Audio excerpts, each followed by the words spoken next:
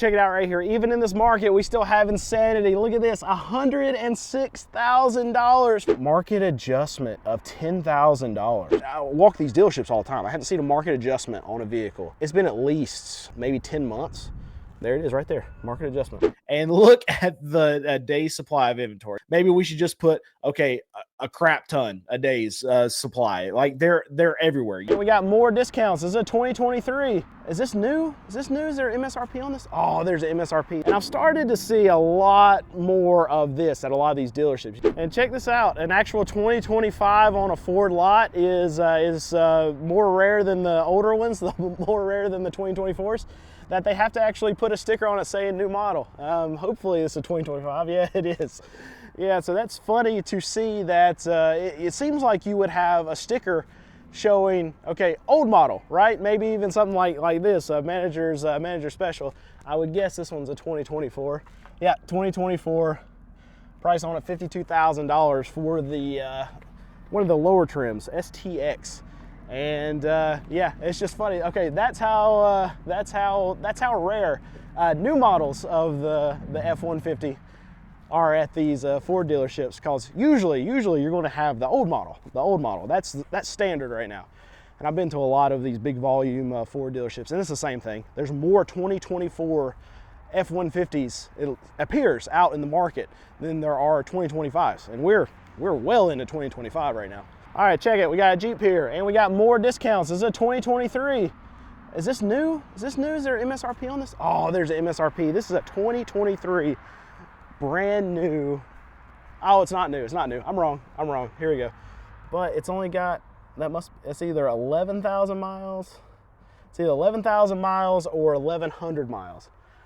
Neither would surprise me. Actually, it might have 1,100 miles on it, and it basically is new. And it's just that they had to take it out of their inventory and then put it out here for sale.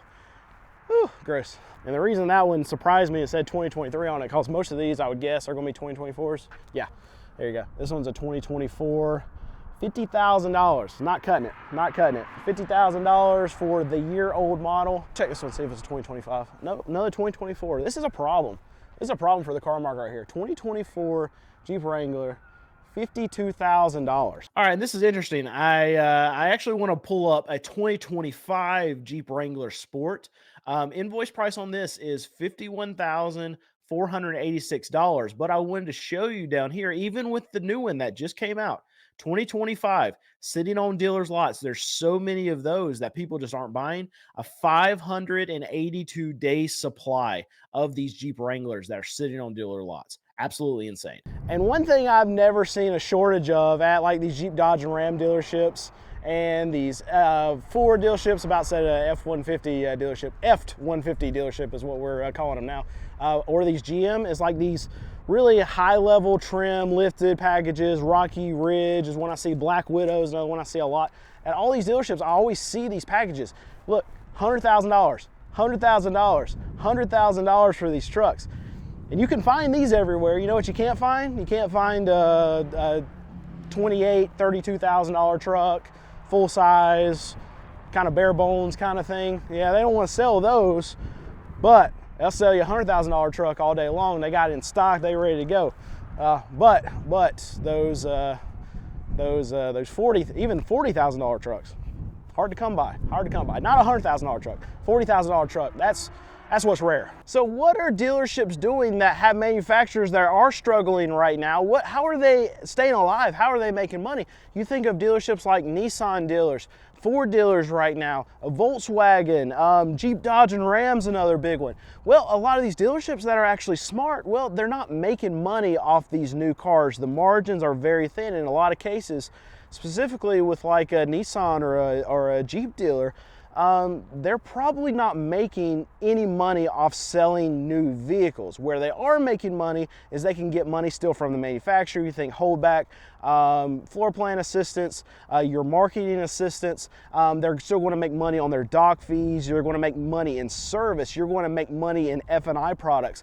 But in a lot of cases, these dealerships, they're using these cars as loss leaders. And this is how the car market used to be, and this is what we're getting back to. Tax deadlines are coming up, and me as a homeowner, I can tell you that maintenance has gone up, insurance is through the roof. Any way that you can save money is a good thing, and that's why I want to thank today's sponsor, Ownwell. If you own a house in Texas, your annual property tax assessment is coming up, but there's a deadline, May 15th, 2025. If you don't sign up by then, you're stuck with whatever your county decides for you for your 2025 assessment. And there's a good chance that it's higher than it should be. As a small business owner who owns a used car lot, I can understand how things can get very, very expensive, especially when you own a home. Between maintenance, insurance, and everything else that comes with home ownership, the last thing you want is to be overpaying on property taxes. But the reality is that most homeowners are. County assessments are often outdated, and if you don't challenge them, you could be paying way more than you should. And that's where Ownwell comes in. They take the hassle out of appealing your property taxes, handling the paperwork, and negotiating with your county to get the bill lowered. And the best part, there's no upfront cost. You only pay if they save you money. They've already helped 86% of their customers get reductions, with the average homeowner saving over $1,100 per year. More than 300,000 homeowners trust Ownwell because they use advanced technology and local tax expertise to find the most savings possible. Signing up just takes a few minutes at ownwell.com. There's no hassle, no paperwork. You sign up and they take care of the rest. Go to ownwell.com/carquestionsanswered today and see how much you could be overpaying on your property taxes. We're seeing that more and more as time goes by. The volume game is becoming more of the play,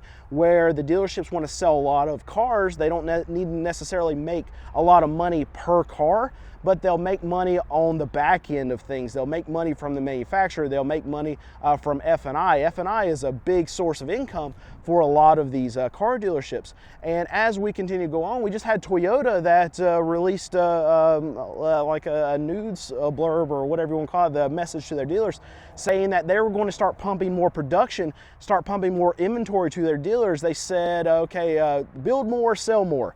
And that means that they want to start moving towards the volume game. And if the most desirable vehicle right now, vehicle manufacturer in the market right now, you can see that Lexus, made by Toyota, has the least amount of days supply of any of the manufacturers at their dealerships.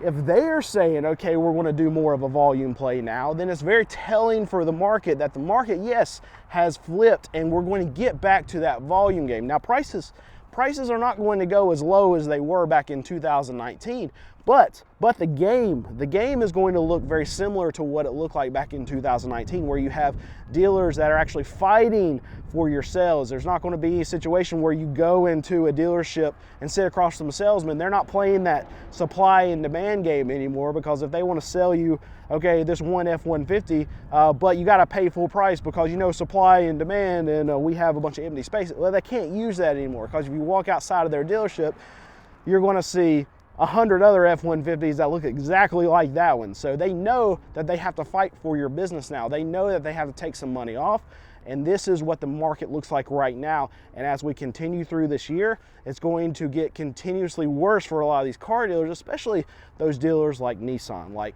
your Ford dealers, where their manufacturers still continuously pump them with new cars that the day supply keeps on going up. So the negotiability also continues to go up. And I've started to see a lot more of this at a lot of these dealerships. You see manager special, I see clearance, I'll see a special offer or whatever. But this is a 2024, and we'll talk about that in just a second, but this is a 2024 Bronco. It's $70,000. Oh my goodness. Okay, I didn't see actually all this extra stuff. Oh, it's $80,000. What are we charging here for? Window tints, $399. Appearance protection package. What's the appearance protection package?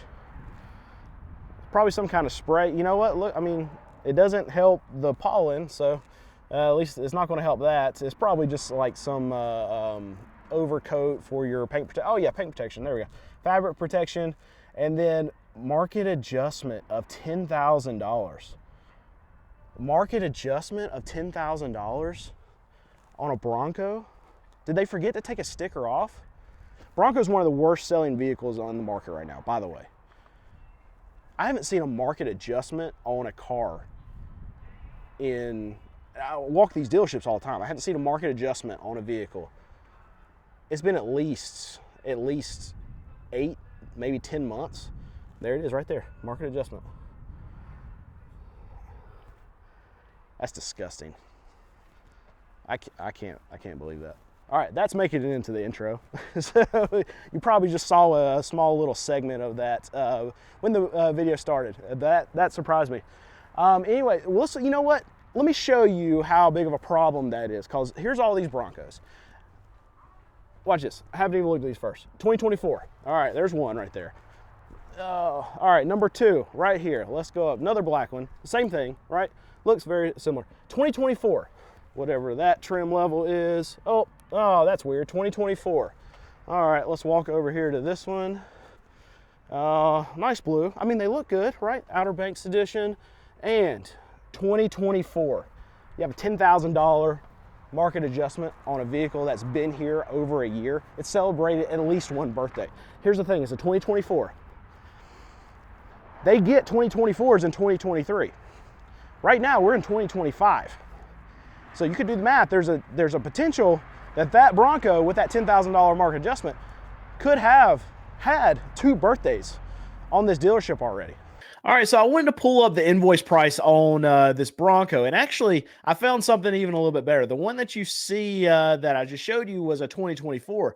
This one right here is a 2025. You see MSRP on the year newer model is $69,000. Invoice price on it is $66,904. But I wanted to scroll down here and look at the day supply of inventory. Now I'm using the Car Edge machine right here, and you can check that out down in the link in the description if you want to see this similar kind of data. It's just crazy to think about a vehicle that has maybe this data is a little bit off as far as how many days. Maybe we should just put a crap ton a day's supply. Like they're everywhere. You can find these things anywhere. They're sitting on dealer lots for many days. They can't sell them. They cut production, and this dealership has a $10,000 market adjustment on this thing and 1,800 days supply of this inventory. Absolutely insane. I know a year ago, going around doing all these videos at these dealerships and looking at, I mean, you could see market adjustments, and they were infuriating then, but it was kind of par for the course for a lot of these dealerships, so it wasn't really surprising, right? You shouldn't be paying market adjustments then, but they were more normalized because a lot of these dealerships couldn't get inventory. Here's the thing, with a Bronco, with a Ford Bronco, it's so bad that Ford has cut production on these Broncos. It's one of the worst selling vehicles across the whole car market. Who's going to pay a market adjustment? Why would you even advertise a market adjustment? You know you're going to take that off because you need to, I mean, you're not going to sit on that Bronco for, what are they going to sit on it for another year and then they take the market adjustment off? Ridiculous. Okay, here we go. Here's a Toyota 4Runner. This is one of the brand new Toyota 4Runners. These things are selling like crazy. It's rare for me to ever see one. And I'm just curious to see. Look, all right, this one's $48,000. All right, so here we have that 2025 Toyota 4Runner, and the invoice price on it is $44,722. All right, so dealerships have to put, if they have market adjustments, if they had add-ons, anywhere, they have to put it on the vehicle. Okay, there's the MSRP. Sometimes I'll put on the front windshield. Nothing there. This is $48,611. No add-ons. Who's buying that Bronco with a $10,000 market adjustment? Nobody. And I can tell you with certainty that that same Bronco, you can go get that same Bronco at another Ford dealership, probably very close to this one, and pay $10,000 under MSRP for it. Maybe that one's special. Maybe they put some add-on. Maybe they lifted it up. Anyway, if you're dealerships, if you're going to add on to the price, if it's because of a lift, if it's because of aftermarket wheels, whatever, it looked like it wasn't standard when I saw next to it, call it that. Call it a lift package, call it a premium wheel package, whatever. You can't use the terminology market adjustment anymore. It's slimy, it's dirty, it's not good. And here's the thing I'm actually excited for. This is a 2023 Jeep Gladiator Sport. It's got 41,000 miles, and the price right here, they don't list the actual price on the car, but their used price is $27,000. But the thing that I'm excited for, and I use this as an example, this is a 2023 Gladiator, and the price is $27,000. Just 2 years ago, the price on this Gladiator was about 50 grand when you had all your add-ons, everything. And trust me, in 2023, you were going to get add-ons even on a Gladiator. And right now, Gladiators are one of the worst selling things on the market.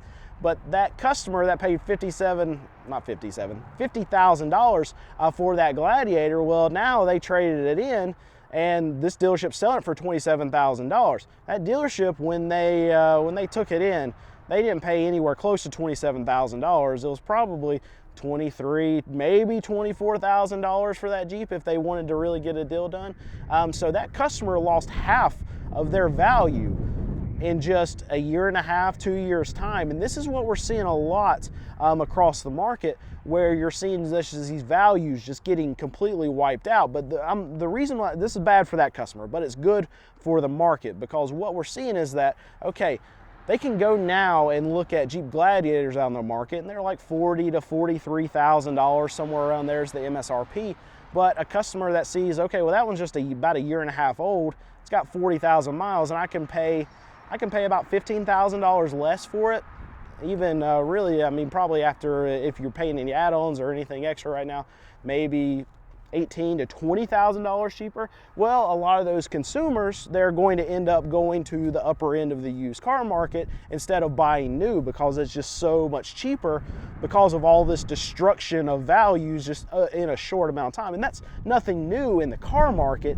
The thing that is new is the amount of destruction that's happened over the last couple of years. And typically it's going to be way less than 50% that you see on a vehicle like that. But what that does is that pushes more of these consumers into used vehicles, and for a hopefully short amount of time, that's going to elevate the upper end of the used car market because there's going to be more demand there. But it would force these new dealers and manufacturers to start lowering some of their prices, because they need to get some of these consumers that maybe can't or won't pay these prices for these new vehicles into incentivize them basically to buy the new vehicles. And then here's what happens. This is a whole little cycle here. Once you get more of those new vehicles that get lowered, you get more demand on that side, you get more consumers in there, it takes some of the demand off the upper end of the used car market, then those prices can go down. I know it seems like a chicken or the egg kind of thing, but as you get more demand pushed into the new vehicles, because they're coming down whether by dealers or whether by manufacturer, then you can have the used market start to pull back. This is what I'm excited for, is that I want the used car market to start pulling back down. Because here's the thing, I'm a used car dealer. The only way I make money is by buying and selling used cars, right? And the best way for me to operate is for used car prices to come down. That means I can buy more vehicles that more consumers are able to afford. And if that's the case, if I can do more volume, I can make more money. So selfishly, me being very selfish as a small business owner, I want these new manufacturers to lower their prices so we can get more people into new cars, so we can get more trade-ins, so we can get more cars at auction. So more used car inventory means I can buy cars cheaper and then sell them cheaper, and then I can sell more cars. So we have 2023s here, we have 2024s here, and not very many 2025s hitting the market at a lot of these dealerships, because they got to get rid of the old stock. What are they going to do? Oh my goodness, this is a problem.